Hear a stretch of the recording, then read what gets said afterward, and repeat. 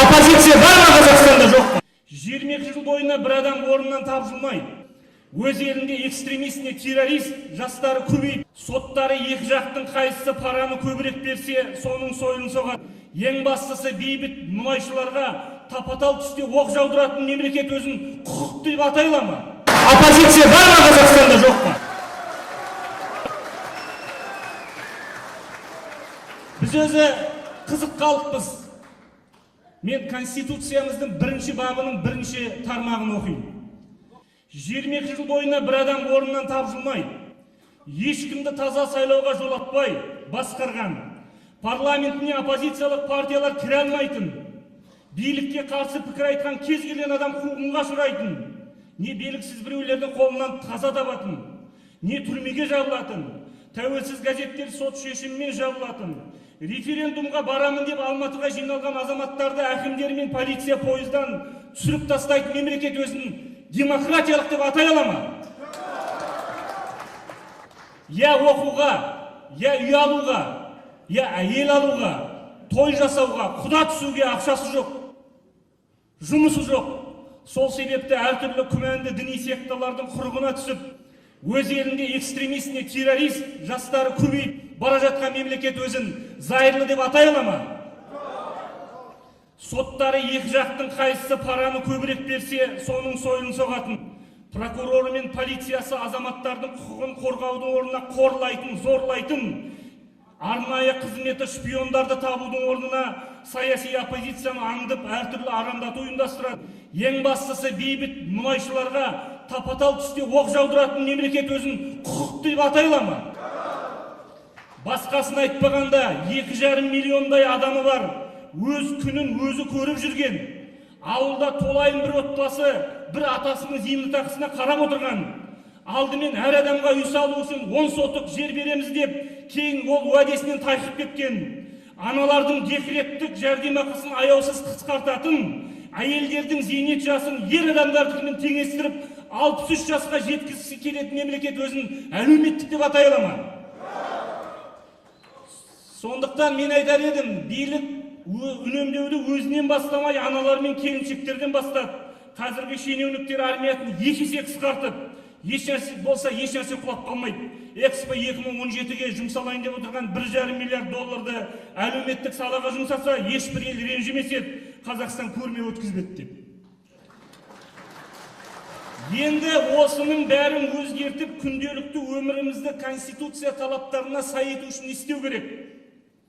Бұған дейін біз 17 миллион қазақстандық тек қана жоғары жақтың биліктің айтқанымен жүріп келдік. Заңдар қабылдайды, олардың мәнісіне көп бара бермейміз. Сайлау жариялайды, оның өзіне ыңғайлы қой аузынан шөп алмас парламент сайлау болады. Біз онда да үндемейміз. Енді не істеу керек? Мен ұсынысым былай. Сөзге мораторий жариялау керек.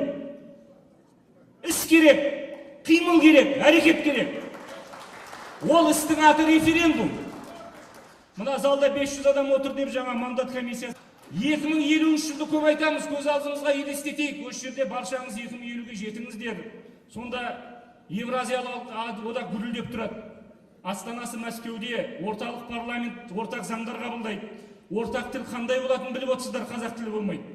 Сонда немереңіз атса, ата, біздің Қазақстан тәуелсіздіктен қашан айырылды? Кімнің кесірінен айырылды? Сол кезде ата сен қайда болдың? Не бітірдің? Десе, кіріп кететін жерімізде болмайды. Ол да Евразиялық одақтың жері болып қалды. Екінші сұрақ, кешегі мемлекет иелігінде болған шикізат секторындағы іргелі кәсіпорындарды құтторына қайтару туралы сұрақ. Бұл да қиын сұрақ.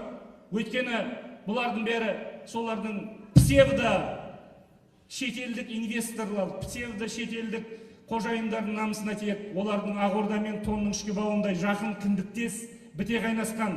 Сондықтан да олар бұл мәселені халықтық талқылауға шығаруға үзілді-кесілді қарсы болады. Ал бұл мәселе шешілсе, біздің бюджетіміз толығады. Шешімін таппай жүрген қаншама әлеуметтік мәселелер шешіледі. Біз өзі қызық қалыппыз. Қазір қалтаңыздағы әмияныңыздан көшеде біреу 1000 теңге ұрлап алып кетсе, айқай-шу шығарамыз. Ал күнделікті сіздердің әрқайсыңыздың қалталарыңыздан миллиардтаған доллар труба арқылы, цистерна арқылы вагон арқылы шетелге жөңкіп бара жатыр әрқайсыңызды қалтаңыздан. Сонда біз неге ашу шақырмаймыз? Неге біз наразылық білдірмейміз? Әкімдерді сайлау үшінші сұрақ. Бұл да өте маңызды. Мен не екенін айтайын? Тұрмыстық деңгейде айтайын. Барлық қызмет сатылады. Барлық қызмет сатылады. Егерде әкімдерді халық сайлайтын болса, қаншама жемқор өзінің парасынан айырылып қалады. Бұл мен айтамын, осы Қазақстанда қалжыңдап айтамын, сатылмайтын екі-ақ қызмет бар шығар дейді. Біреу елбасының қызметі, өйткені кімге бересің?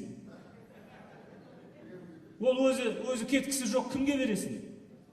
Екінші қызмет ол мына оппозициялық партиялардың басшыларының қызметі. Мына кейде бізді сынайды.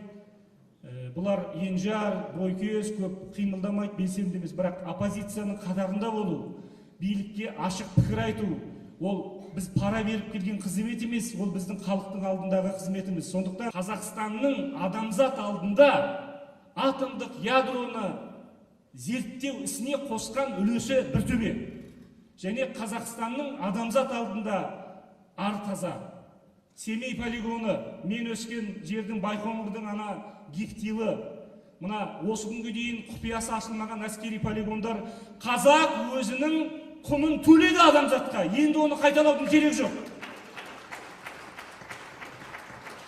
Жаныңды беретін іс референдум. Жанымызды берейік, бірге болайық, референдум өткізейік. Рахмет.